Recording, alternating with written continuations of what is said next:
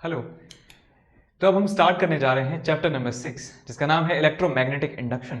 और इस चैप्टर में सबसे पहले हम बात करने वाले हैं।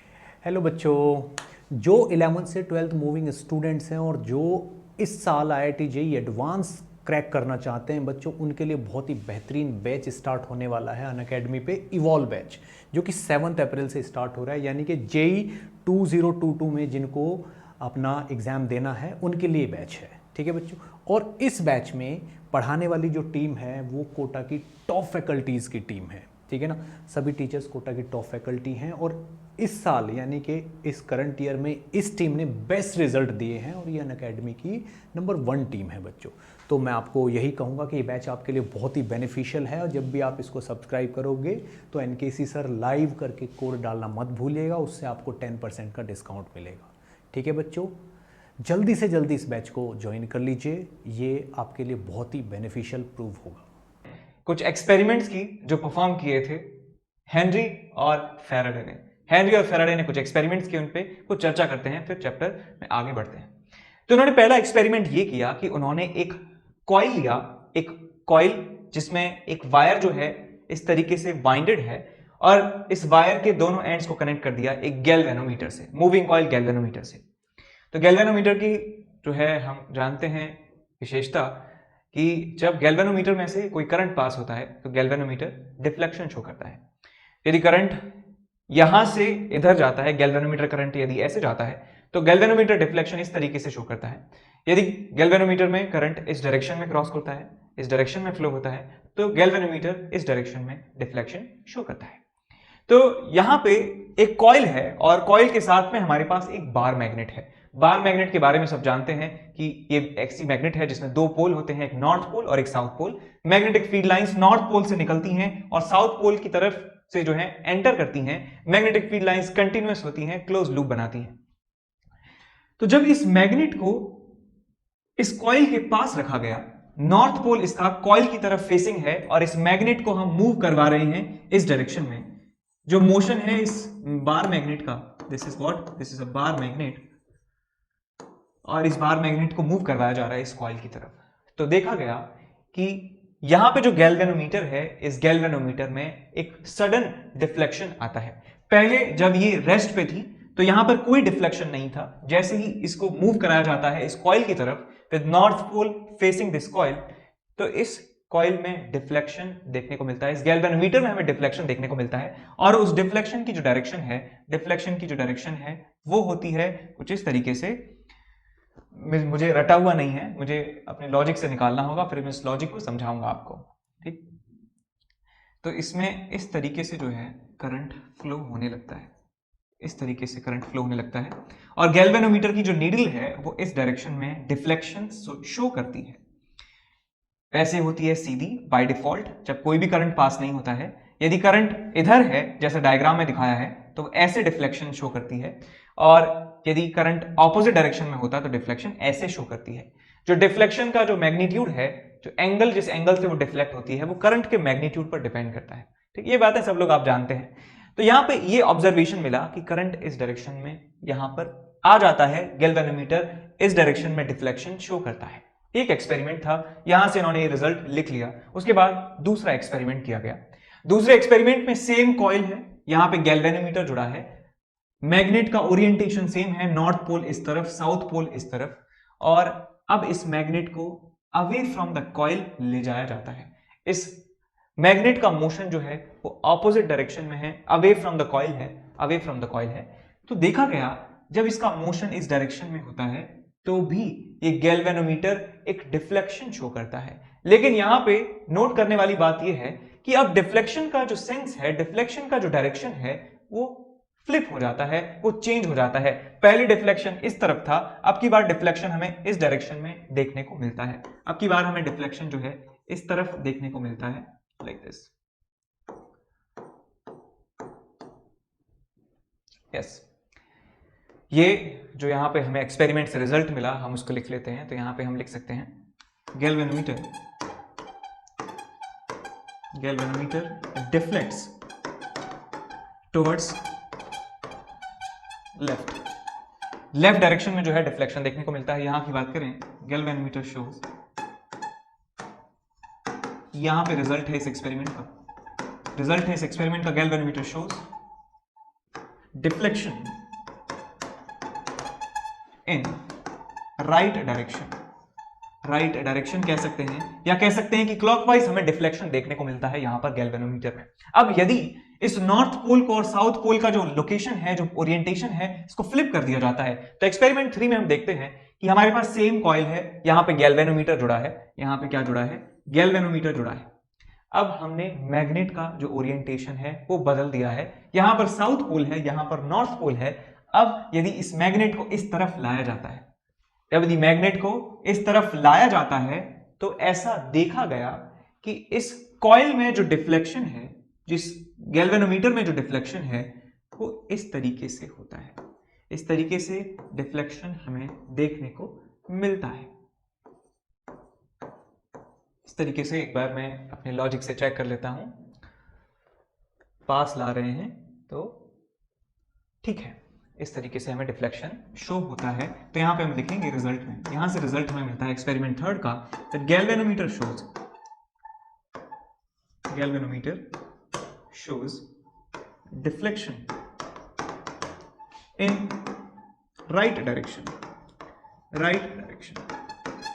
एक बात और ध्यान रखें कि ये जो डायग्राम है कॉइल का, ये बहुत ही रिसर्च के बाद बनाया गया है। देखिए, कॉइल का डायग्राम बहुत सारे लोग अलग अलग तरीके से दिखाते हैं, लेकिन हमें ऐसा डायग्राम बना के आना है जिसमें कोई भी कंफ्यूजन नहीं होना चाहिए कि करंट क्लॉकवाइज है या एंटी क्लॉकवाइज है। ठीक है, तो आप ऐसा भी कॉपी कर सकते हैं, यदि आपके पास और अच्छा डिजाइन है आप वो भी यूज कर सकते हैं, लेकिन यदि नहीं पता है तो ये वाला डायग्राम ही यूज करें। कैसे बनाते हैं, मैं कॉइल को कैसे बनाता हूं वो भी देख लो। ऐसे कॉइल को बनाता हूं मैं, इस तरीके से, इस तरीके से कॉइल बनाता हूं और लास्ट में इसको जोड़ देता हूं एक गैल्वेनोमीटर से। तो यहां भी ऊपर से कनेक्ट किया है वायर, यहां से भी कनेक्ट किया है ऊपर से वायर, तो ऐसे आप बना सकते हैं। ठीक है, कंफ्यूजन नहीं होना चाहिए, आप कैसे भी बनाइए, कंफ्यूजन नहीं होना चाहिए कि क्लॉकवाइज है एंटी क्लॉकवाइज है, कुछ दिख नहीं रहा है। कुछ लोग कैसे बनाते हैं, कुछ लोग बनाते हैं ऐसे ऐसे ऐसे बना दिया। अब इसमें यदि डायरेक्शन दिखा भी दी तो कंफ्यूज हो जाता है देखने वाला कि यार इधर से देखूं तो कुछ और है, इधर से देखूं तो कुछ और है, बहुत कंफ्यूजन हो जाता है इसमें। तो आप देख लो भाई, समझ गए कि हमें ऐसे बनाना है कि कंफ्यूजन नहीं होना चाहिए डिजाइन में। तो हमने यहां पे देखा कि गैल्वेनोमीटर में डिफ्लेक्शन जो है वो राइट डायरेक्शन में देखने को मिलता है। यदि हम अब इस मैग्नेट को इस डायरेक्शन में ले जाने की जगह ऑपोजिट डायरेक्शन में मूव करवाएं, तो हमारे पास केस नंबर 4 आता है कि यदि हम इस मैग्नेट को साउथ पोल लूप की तरफ हो, नॉर्थ पोल अवे हो, और इस मैग्नेट को इस कॉइल से दूर ले जा रहे हैं, मैग्नेट को कॉइल से दूर ले जा रहे हैं, तो अभी भी हमें देखने को मिलता है डिफ्लेक्शन, हमें देखने को मिलता है डिफ्लेक्शन। पिछली बार राइट डायरेक्शन में डिफ्लेक्शन था, यहां पर लेफ्ट डायरेक्शन में डिफ्लेक्शन जो है हमें देखने को मिलता है। करंट यहां पर इस तरीके से फ्लो होता है, लाइक दिस, इस तरीके से हमें देखने को मिलता है। और यहां पे हम लिखेंगे रिजल्ट में, यहां पे रिजल्ट में हम लिखेंगे galvanometer shows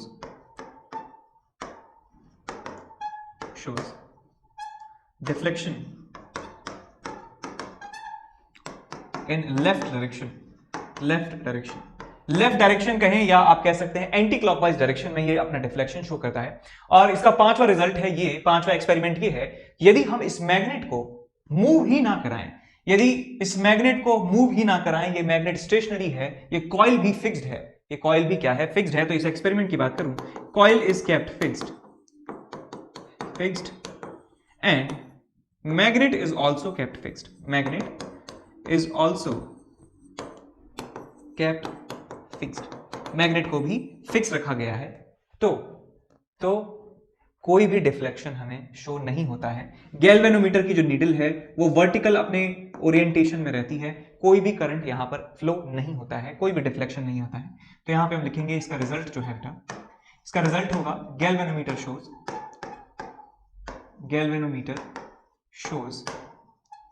no deflection, galvanometer shows no deflection. ठीक है, ये 5 एक्सपेरिमेंट जो हैं ये एक पहले एक्सपेरिमेंट का पार्ट है। ठीक, एक एक्सपेरिमेंट में हमने 5 केसेस लिए, एक में नॉर्थ पोल को इधर रख के इधर ले जाते हैं, साउथ पोल को कॉइल की तरफ घुमाकर उसको पास लाते हैं, और नॉर्थ पोल को कॉइल की तरफ रख के दूर ले जाते हैं, साउथ पोल को कॉइल की तरफ रख के दूर ले जाते हैं, नॉर्थ पोल को पास रख के रेस्ट पे रखते हैं, और इसमें आप इसको फ्लिप भी कर देंगे, साउथ पोल के इधर भी रख दें, लेकिन मूव नहीं कराएं तो भी कोई भी डिफ्लेक्शन शो नहीं करता है। तो इस पूरे एक्सपेरिमेंट के पांचों पार्ट से हम ये कह सकते हैं, यदि मैग्नेट का मूवमेंट है, मैग्नेट का मूवमेंट यदि इस कॉइल के एक्सिस के अलोंग है, यदि इस मैग्नेट का मूवमेंट इस कॉइल के एक्सिस, कॉइल का एक्सिस है ये, यदि कॉइल के एक्सिस के अलोंग होता है तो वहां पर हमें डिफ्लेक्शन देखने को मिलता है। तो यहां पे हम लिखेंगे कंक्लूजन यहां पे लिखेंगे, if there is any relative motion कहना अच्छा रहेगा, relative motion between magnet and coil along axis of coil। यहां पे ये ध्यान रखने की बात है कि एक्सिस जो है कॉइल का, उस लाइन के अलोंग यदि कोई रिलेटिव मोशन है मैग्नेट या कॉइल का, मैग्नेट मूव करे या कॉइल मूव करे या दोनों एक साथ मूव करें, उनकी वेलोसिटीज में कुछ ना कुछ डिफरेंस होना चाहिए। तो समझ गए कि उनके बीच में रिलेटिव मोशन है। तो रिलेटिव मोशन है कॉइल के एक्सिस के along, then galvanometer shows deflection, galvanometer shows deflection, galvanometer एक डिफ्लेक्शन शो करता है। ये आपका हुआ एक्सपेरिमेंट नंबर 1। अब आगे बढ़ते हैं, नेक्स्ट अब हम बात करते हैं एक्सपेरिमेंट नंबर 2 की। तो एक्सपेरिमेंट नंबर 1 जो है हम देख चुके हैं ऑलरेडी। तो एक्सपेरिमेंट नंबर 2 में क्या होता है कि हमारे पास एक फिक्स्ड कॉइल है जिसमें एक गैल्वेनोमीटर कनेक्टेड है, कोई भी यहां पर एनर्जी का सोर्स नहीं है, और यहां पर एक दूसरा कॉइल रखा जाता है, ऐसा ही सेम शेप का एक कॉइल यहां पे रखा जाता है, जिस कॉइल के दोनों एंड्स को कनेक्ट किया जाता है एक बैटरी से। बैटरी की पोलैरिटी जो है वो अभी इस पर्टिकुलर केस के लिए मैंने ऐसे रखी है, यहां नेगेटिव यहां पॉजिटिव, और जैसे ही बैटरी को हम लगाएंगे तो इस पूरे कॉइल में, इस पूरे सर्किट में, इस डायरेक्शन में जो करंट है फ्लो होने लगेगा, इस डायरेक्शन में फ्लो होने लगेगा करंट। और हम जानते हैं कि जब भी किसी लूप में करंट फ्लो होता है तो वहां पे मैग्नेटिक फील्ड जो है एग्जिस्ट करता है। तो यहां पे मैंने मैग्नेटिक फील्ड लाइंस जो हैं आपको दिखाई हैं, इस कॉइल की वजह से इस तरीके से फील्ड लाइंस निकलती हैं यहां से, और यहां पे जो है एंटर होने वाली हैं, इस वाली साइड से एंटर होंगी, यहां से बाहर निकलेंगी। अब यदि इस सर्किट को, इस लूप को मूव कराया जाता है इस कॉइल के तरफ, इस कॉइल की तरफ इसको मूव करा रहे हैं, तो हमें एक डिफ्लेक्शन यहां पे देखने को मिलता है। यदि इस पर्टिकुलर केस की बात करूं, इस डायरेक्शन में मोशन करवाएंगे तो यहां पे इस तरीके से जो करंट है वो इंड्यूस होने वाला है, इस तरीके से करंट इंड्यूस होगा, और गैल्वेनोमीटर में जो डिफ्लेक्शन है वो इस तरफ आपको देखने को मिलेगा। तो इस तरीके से यहां पे करंट जो है इंड्यूस होता है। तो ऐसे ही यदि हम बैटरी का जो पोलैरिटी है पलट देंगे तो यहां पे डिफ्लेक्शन की जो डायरेक्शन है वो भी फ्लिप हो जाने वाली है। तो यहां पे हम लिखने वाले हैं कि यदि कॉइल्स के बीच में रिलेटिव मोशन होता है तब भी यहां पे हमें डिफ्लेक्शन देखने को मिलता है। If there is any relative motion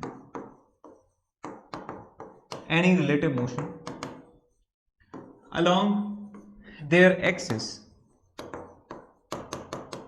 between C1 and C2, there is a deflection in the galvanometer, galvanometer में हमें डिफ्लेक्शन देखने को मिलता है। अब हम बात करते हैं एक्सपेरिमेंट नंबर 3 की। एक्सपेरिमेंट नंबर 3 में क्या है, सेटअप कुछ ऐसा ही है जैसा एक्सपेरिमेंट नंबर 2 में था, लेकिन यहां पे फर्क इतना है कि यहां पे हमने एक स्विच इंट्रोड्यूस किया है। स्विच एक टॉगल स्विच है, यानी कि इस की को यदि हम नीचे की तरफ दबा देंगे तो सर्किट क्लोज हो जाएगा और इसमें करंट फ्लो होने लगेगा। यदि इस स्विच को ओपन कर देते हैं जैसे अब दिखाया है तो ये सर्किट ब्रेक हो जाएगा, सर्किट ओपन हो जाएगा और कोई भी करंट यहां पर फ्लो नहीं होने वाला है। दोनों कॉइल्स को फिक्स रखा गया है, C1 भी फिक्स्ड है और C2 भी फिक्स्ड है। अब जैसे ही मैं इस स्विच को क्लोज करता हूं, जैसे ही इस स्विच को क्लोज करेंगे इस सर्किट में जो है करंट इस तरीके से फ्लो होने लगेगा, इस सर्किट में करंट ऐसे फ्लो होने लगेगा, और करंट ऐसे फ्लो होने लगेगा अचानक। तो अचानक जो फील्ड है, मैग्नेटिक फील्ड लाइंस, वो इस तरीके से यहां से निकलने वाली हैं, इस तरीके से मैग्नेटिक फील्ड लाइंस जो है निकलेंगी। तो देखा गया कि इस लूप में करंट जो है इस डायरेक्शन में इंड्यूस हो जाता है, और मैं कहूं और मैं कहूं यहां पे इस डायरेक्शन में हमें डिफ्लेक्शन देखने को मिलता है। तो यहां पे हम लिखेंगे as we turn on the key switch, suddenly there is a momentary deflection in the galvanometer।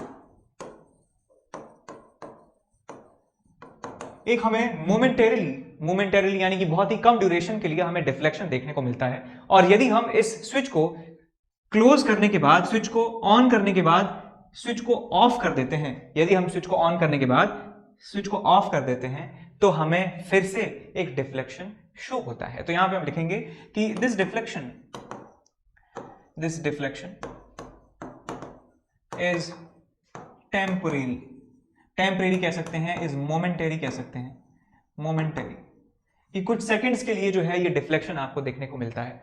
And again deflection become zero, again जो है डिफ्लेक्शन जो है जीरो हो जाता है, बिकम्स जीरो। भले ही करंट उसमें फ्लो हो रहा है, इसको मतलब नहीं है, इसको बस डेमो देना था, इसको बस अपना ट्रेलर देना था। जैसे ही आपने स्विच किया यहां से करंट डेवलप हुआ इस सर्किट में, और गैल्वेनोमीटर में एक सडन डिफ्लेक्शन आपको देखने को मिला, फिर से डिफ्लेक्शन जीरो हो जाता है। और and now if we turn off the switch, turn off the switch का मतलब है कि हम इस सर्किट को ओपन कर रहे हैं, इस चेंज को रिवर्स कर रहे हैं। तो यहां पे हम लिखेंगे then we again see momentary deflection in the galvanometer,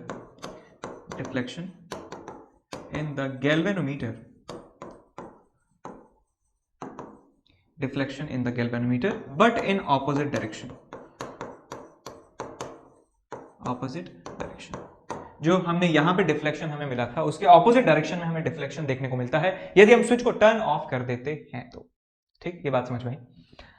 तो यहां से एक बात और पता चलती है कि यदि हम सडन करंट जो है इंट्रोड्यूस करते हैं किसी कॉइल में, यदि दो कॉइल रखे हैं, किसी एक में हम एक सडन करंट में चेंज करते हैं तो भी उस दूसरे जो गैल्वेनोमीटर है वहां पर हमें डिफ्लेक्शन देखने को मिलता है। यहां पे कंक्लूजन लिखेंगे, तो यहां पे हम लिखेंगे if current in a coil is suddenly change,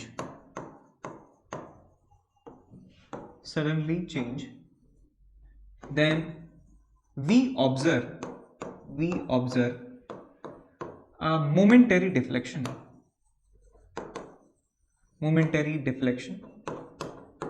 in the galvanometer।